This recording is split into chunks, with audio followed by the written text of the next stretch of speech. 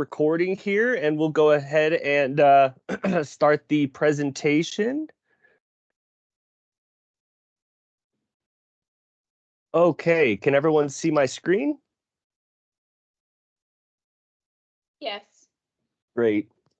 Okay, so today's training is regarding the SPCSA's amendment process. The agenda for today's meeting is going to be the amendment process overview, amendment materials, the process from start to finish, and then helpful tips and elements of a successful amendment submission. As you can see here, this is the staff that currently is within the authorizing team of the SPCSA.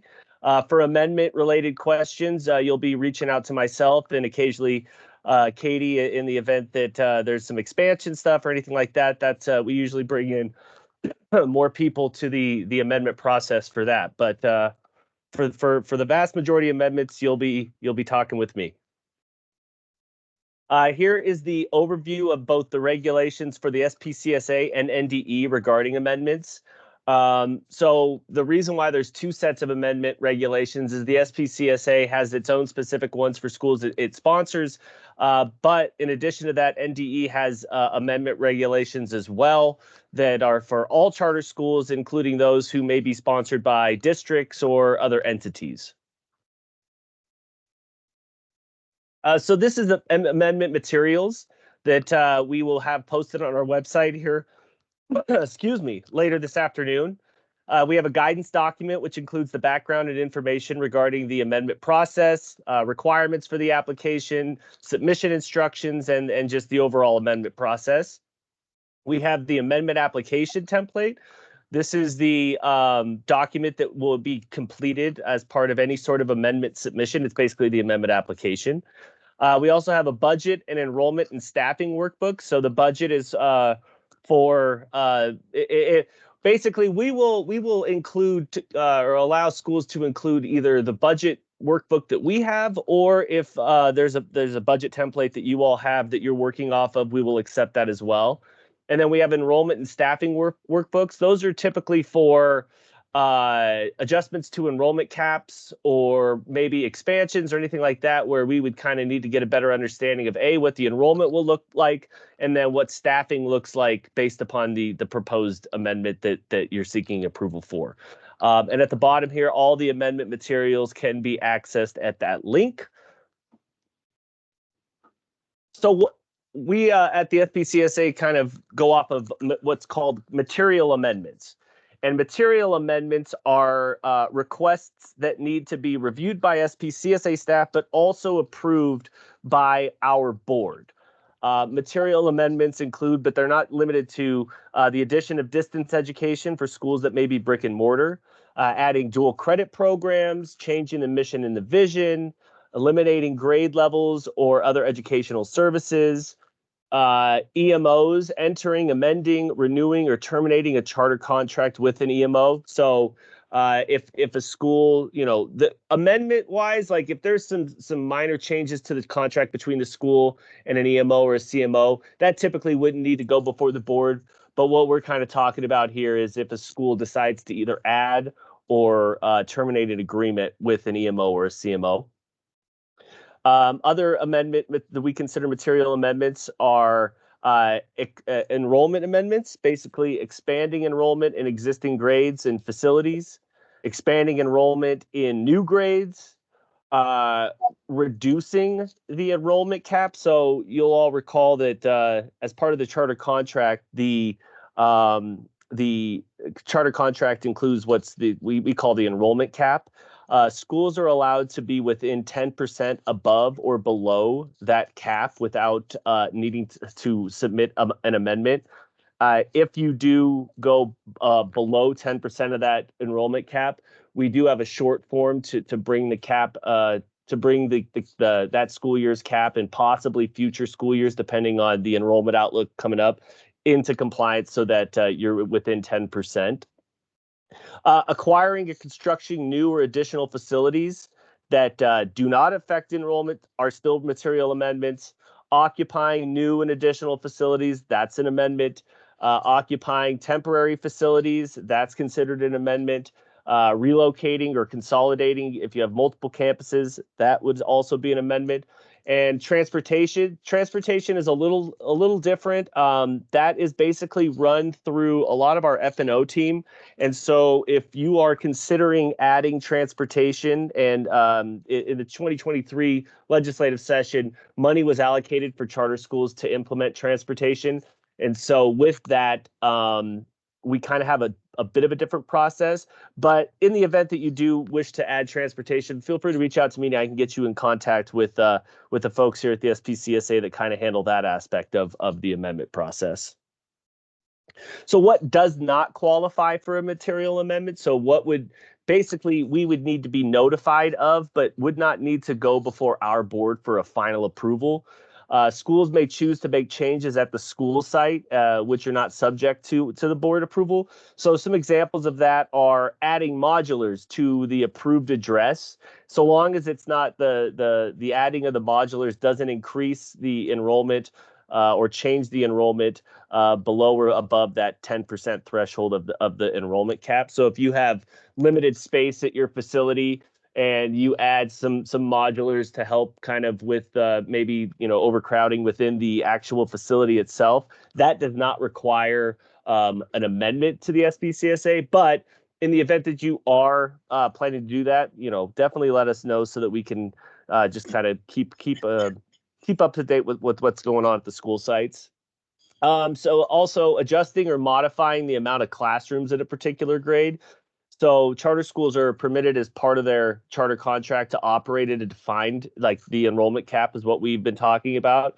So long as the school remains within that cap as a total enrollment, then that's what we are monitoring. And those numbers we use based off of the October 1 validation day. So how those students are allocated throughout the grade levels, that's up to the school. So if you have maybe 2 first grade classes and decide to add a second or a third first grade class and modify other grade levels and how those are the students are allocated there, that is totally up to the school, so long as it doesn't change the approved enrollment cap above or below 10%. So how to submit an amendment. We have 2 cycles currently. We have the fall cycle and the spring cycle. If you decide to submit within the cycle, we do ask that schools submit notices of intent no later than March 1st for the spring cycle or September 1 for the fall cycle. And then amendment submissions are due between April 1 and April 15th for the spring cycle, and October 1 and October 15th for the fall cycle. However, what I'll be, candid about is we basically accept amendments throughout the year because we understand that the cycles tend to force kind of timelines on schools that maybe are not, they're not, within how the timeline that maybe a construction project is or something along those lines. And so the vast majority of amendments we receive are where we consider out of cycle amendment requests. And basically you can submit any sort of amendment out of cycle. Really, one of the only main differences with the in cycle and out of cycle is the requirement of a good cause exemption request. So that, in addition to the amendment application, needs to be submitted. And what that is basically a letter on school letterhead requesting that the authority approve the good cause exemption request and review the amendment. I don't think we've ever denied a good cause exemption request. So we are looking to kind of make some updates to the cycles and the out of cycle stuff. But because that's in regulation, we will have to kind of do some things via the regulation process. So currently right now we are with the 2 cycles and then the good cause, but we'll keep you all up to date as we address maybe some regulation changes to make it easier for schools to submit amendments out of cycle. And then finally, we would ask that we'll submit amendments if they can 60 days prior to being heard by the board. We understand that things come up whether it's facility issues, you know, a facility's not finished on time, and so the school has to operate within a temporary facility for some time, and oftentimes that doesn't allow for 60 days. So, you know, we will do our best to get those, but you know, if you're looking for expansions and stuff like that, the earlier that an amendment can be submitted and allow us for time to review, I think is just better for the process as a whole. These are the requirements of the school. So amendments must be submitted or must be heard by the charter schools board prior to submission. Schools can do this one of two ways, and we see both, and we as the authority don't have a preference. School boards may ask that the final amendment application be completed, and then that's what they review as part of their board approval. Other school boards will basically, the school leader will say, we're thinking about, you know, we're going to submit this amendment to, you know, add distance education. The board will approve the school leaders, you know, the request to submit the amendment and not actually have to approve the final amendment application. That's up to the school board, a lot of the board chairs. So you'll want to just be clear with your board chair on how they would like to have and review and approve amendments. But from the SPCSA standpoint, either way works for us. Additional things that need to be submitted, obviously the amendment application, the good cause exemption if it's applicable, the application budget workbook if applicable. You are required to submit the agenda in which the charter board approved the submission of the amendment, and the draft or final minutes of the meeting where that amendment was approved. When completing the amendment application, there are required sections that we require for all amendments. That is the application cover sheet and the executive summary. Those are on like the first couple of pages of the amendment application. Not all questions are required to be submitted for every amendment request. So when you're contemplating submitting an amendment, we would ask that you reach out to us prior to the submission to kind of give us an idea of what you all are thinking that you're wanting to change. And from there, what I'll do a lot of times is I'll get some feedback there. Kate, if you could mute that one, that'd be great. Thanks. So we would ask that you reach out prior to the submission, and then what I can do a lot of times is I can go through our amendment form and highlight areas that are required to be completed as part of the specific request, and then we can put no change on areas that aren't going to change. So, you know, for a school that's adding distance education, you know, there may be some changes to the some staffing, so we would require that. But you know, we have a lot of questions regarding the governing board, and if there's no changes to the governing board or anything, then we wouldn't ask that those questions are answered. We could just put no change for those.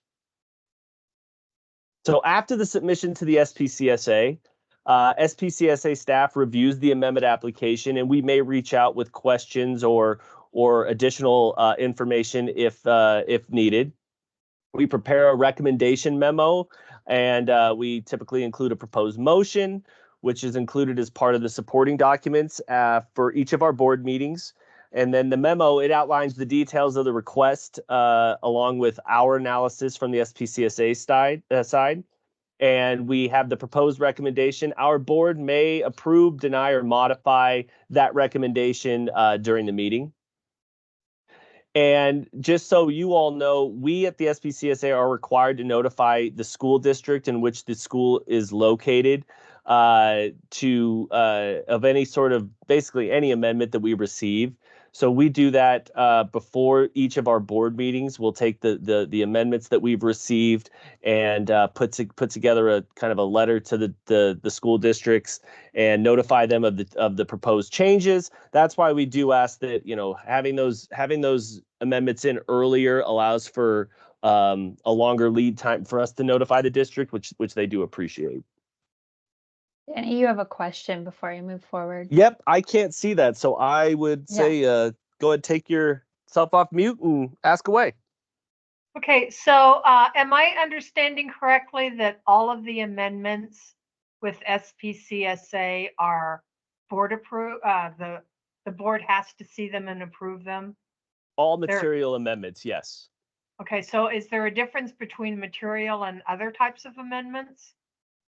Well, if it's not a material amendment, typically we wouldn't even call it an amendment. It's basically a change that is that the school does. Now, like kind of going back, adding, you all are a distance ed school, so you probably wouldn't have modular, so that example might not be the most relevant, but there are school specific things. And what we always recommend is if you're seeking a change, it's better just to reach out and say, hey, we're thinking about doing this.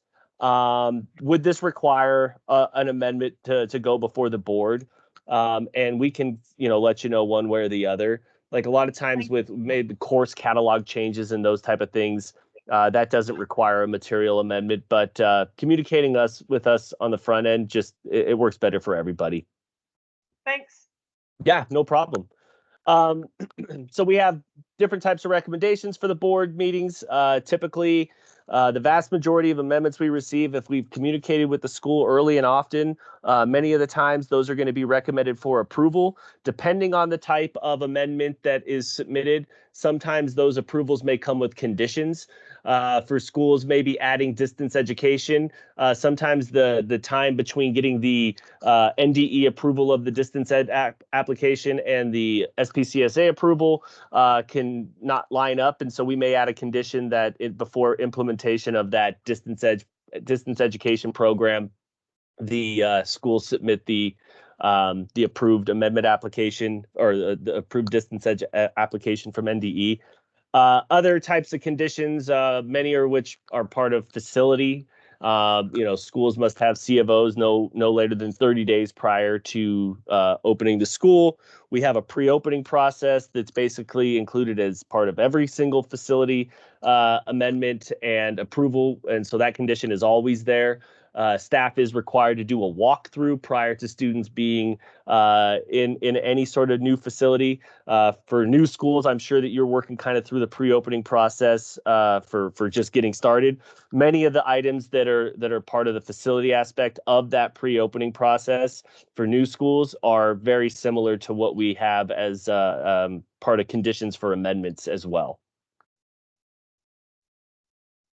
And then after the board meeting, we'll reach out in the event that there were conditions. Typically what I'll do is I'll send an email outlining those conditions. And then if those conditions have a timeline on them, like that no later than March 15th, X document needs to be submitted. I'll schedule that in Epicenter as a condition so that you can have a place to upload the document. We'll take a look at it, accept it, and move along.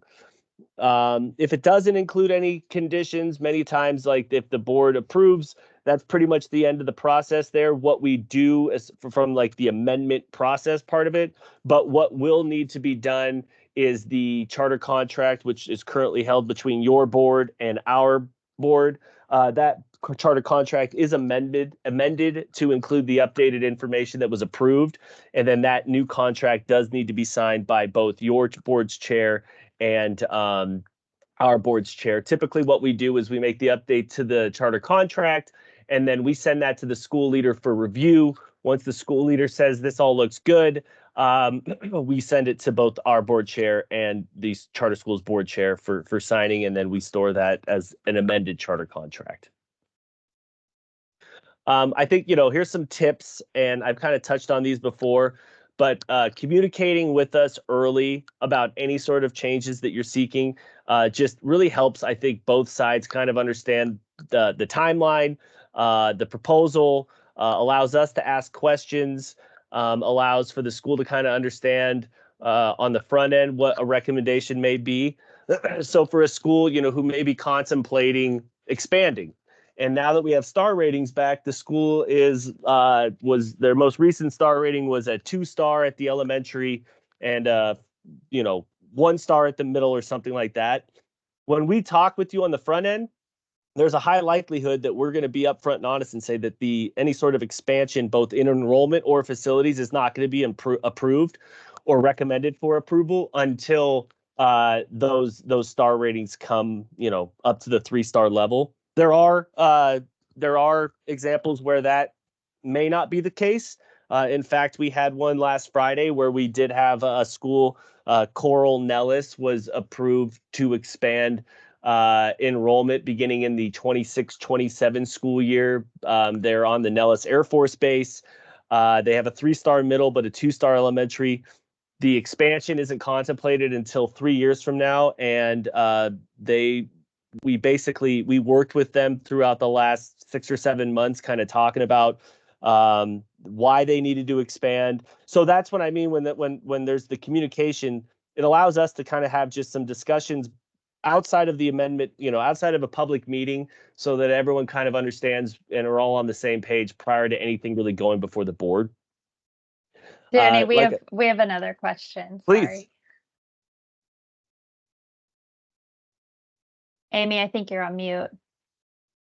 I am. So, Nevada doesn't have a written policy about what star ratings are required in order to submit an expansion request. So there's language at NRS regarding 1 and 2-star schools and expansion. I don't have that citation directly off the top of my head. You all are a unique school with I know, I was going to ask that. Yeah, Like we the have- APF rating, right?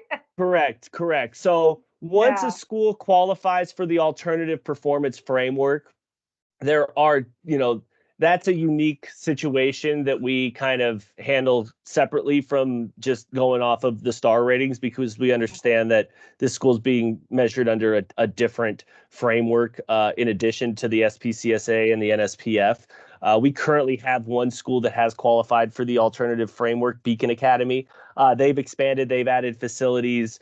So that's a unique thing for APF schools. So any sort of expansion there, typically, so long as the school is qualified for the alternative framework and is meeting expectation on that framework, then we can discuss any sort of expand. And really, with the 1 and 2-star stuff, a lot of times that's really for expansion. Any school that's under their enrollment cap by more than 10%, they need to come in line with the charter contract, and so we're not going to deny that request if it's a 1 or 2-star school, because basically, you have to be in compliance with the charter contract. So really, when we're looking at these 1 and 2 stars, or financial notices of concern, or organizational performance notices of concern, really what we're using that is any sort of expansion in either grade levels, enrollment of above 110% of the cap, or adding additional facilities. And so it's still the communicate piece, Yep. right? Exactly. Thank you. No problem, Amy. Final tip here, and it may seem obvious, but many times you'd be surprised. Don't forget the board approval, and don't forget to schedule the board meeting and properly notice it and get that approval prior to submitting. There are certain circumstances where maybe the board meeting is a little bit after the amendment is submitted, but it's going to be approved. I'll take the amendment application so I can begin reviewing it, but just ask that the agenda and then the final amendment application is submitted. But you'd be surprised at how many schools tend to forget to have that board approval prior to the submission. And without the board approval, our board cannot hear the item.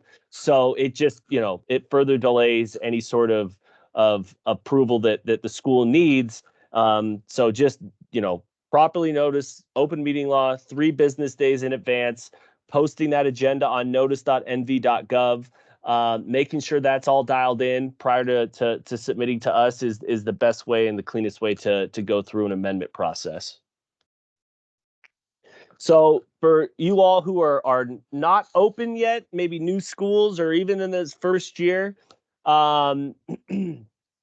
we would recommend any sort of amendments that you all maybe contemplate over the spring or summer, whether that be enrollment to, we see many times. So for new schools, right, what we're using in your charter contract is the planned enrollment that was approved as part of the charter application.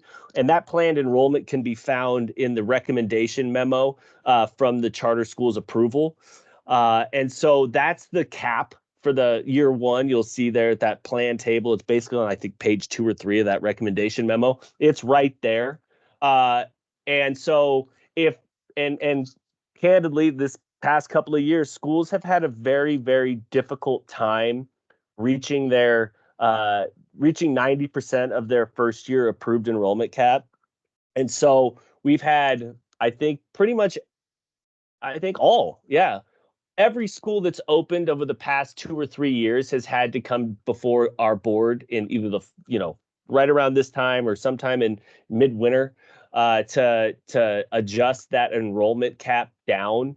So that's something to just keep in mind, that we will use that October 1 validation day as the measure between what you are versus where your cap is. And if it's below 90%, then we will reach out and require an amendment. We do not really approve expansions in enrollment prior to at least having 2 or 3 years worth of data so that we can see where the school's at. So any sort of expansion in enrollment, that typically would not be recommended for approval until we have at least we have star rating data, we have an annual independent audit, there's no financial concerns, you've been rated under the OPF and the SPCSA's academic framework, then we can talk about expansions for enrollment. But until we have that data, there's just really no world where we will approve an expansion in enrollment before it comes in. Facilities, especially for schools. Hold on, Danny. We had Yep. a question on that one. Sure.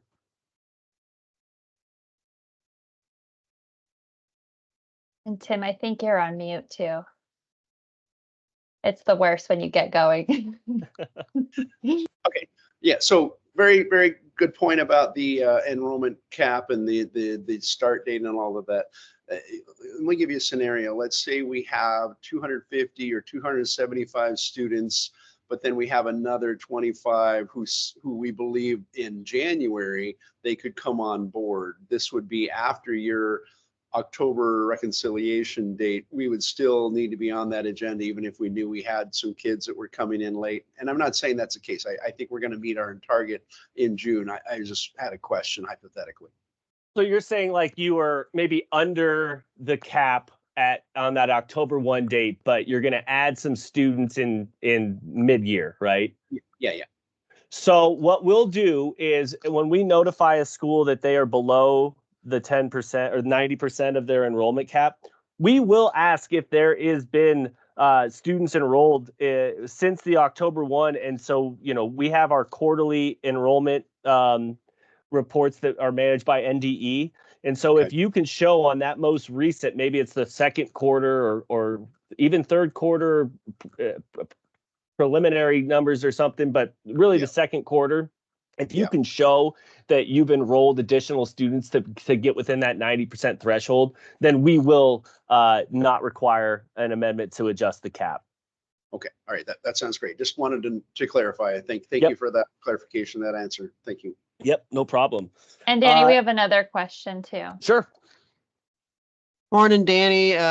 Just a question about the enrollment cap. If we are going to come in below that, and it's more than 10% below, are we required to do an amendment to change that?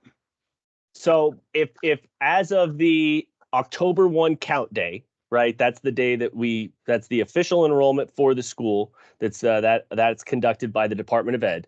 If the cap on that, if the enrollment on that date is less than 90% of the approved cap, then yes, and you're unable to show throughout, maybe November, December, early January that students have enrolled in order to get you within that 90% threshold, then at either the January or the March meeting, you are required to submit an amendment lowering the cap for that current school year. And then if you believe that you're going to meet the cap that's in your contract for the next school year, then no adjustments need to be made. But many times what we'll see schools do, especially first and second year schools, is we'll see them, they'll come in well under their cap. They'll make adjustments to the proposed enrollment, the projected enrollment, the cap for the current school year. And then a lot of times what they'll do is basically each year they'll kind of move one back, right? So if you had 300 students for your cap in year one, and you only got to 150 in year one, then you may request that, a lot of schools will ask that their cap be, 160. So you kind of still have some 10% within that. And then and then maybe their year two was 450. What they'll do is then they'll take that year one cap, push it to year two. And so basically you'll go for like 160 and then 300, 450. So they'll lower their cap for each of the subsequent years so that they don't have to keep coming back for amendments. And say you do decide to do that, and maybe by year three, you've gotten to your enrollment in a way that like you're like, we lowered it a little too low. If the star rating and everything is looking good, we'll get you back up to the cap that you were originally approved for. So think carefully about what your projections, and be honest with yourselves on enrollment. A lot of schools have claimed before our board and said they're going to get there, and they haven't. So be honest with where you're at. If you're pretty low going into June, then you might want to start just considering. We have the early enrollment audit, which is for new schools, so they can get an early payment. You'll kind of have an idea of where you're at then, but start preparing. If you're well below, to start the school year, you're probably going to be well below in October, and so kind of just keep that in the back of your mind that you will hear from us on that, and that an amendment will be required, and be realistic with your projections moving forward so that you're not constantly coming back before us to get enrollment reduction approvals. And be very mindful of your budget on that, because that's where we'll look at for any sort of enrollment reductions is your budget. And if you're still able to be financially viable at a lower number than was originally anticipated. And one other thing, and this isn't really amendment side, but for first year schools, also be very careful with monitoring your NDE payments, because they'll go off of that enrollment validation day. But if you lose students, or they're, make sure to do true ups as part of your budget. So, because NDE sometimes has been known to maybe be slow to catch up on payments, and they may ask for money back if the enrollment was lower than anticipated. So something to keep in mind, and do true ups as payments come in. And just like going back to that original question, once we have the October data, once you have it, you'll have a better idea of whether or not you need an amendment and what that looks like. But particularly in your first year, we're here as a support to kind of help guide you through that process, make recommendations, and so we need to thread the needle between being in line with your charter being like in line legally with your charter contract, which is that 90 to 110% of your cap, but also we're not trying to prevent you from meeting the enrollment goals you want to meet in years 2 and beyond. So exactly. Once you have kind of those enrollment data, it will probably become much clearer what path you need to take, but we're also here to provide guidance to help you do that, especially as you go through this in the first couple of years. Thank you, Katie. Exactly. Final slide here. This is just elements of successful amendment requests, and a lot of this is for schools really for expansion. So more mature schools that are going to be open for some years, and maybe you're contemplating adding additional campuses or enrollment or anything like that. You really want to look back on this slide as you think about that in years 3 and beyond. This is the things we're looking for with any sort of expansion.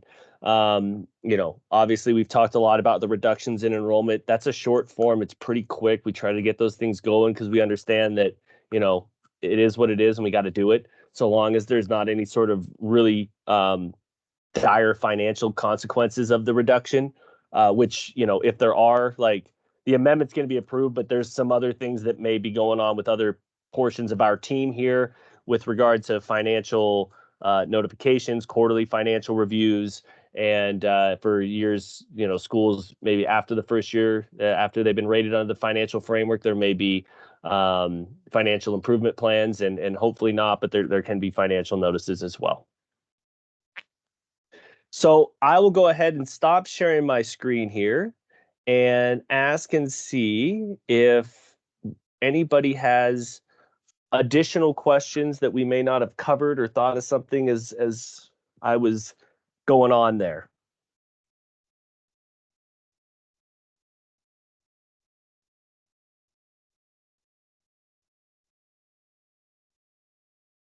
I am not seeing any, so I'll go ahead and end the recording.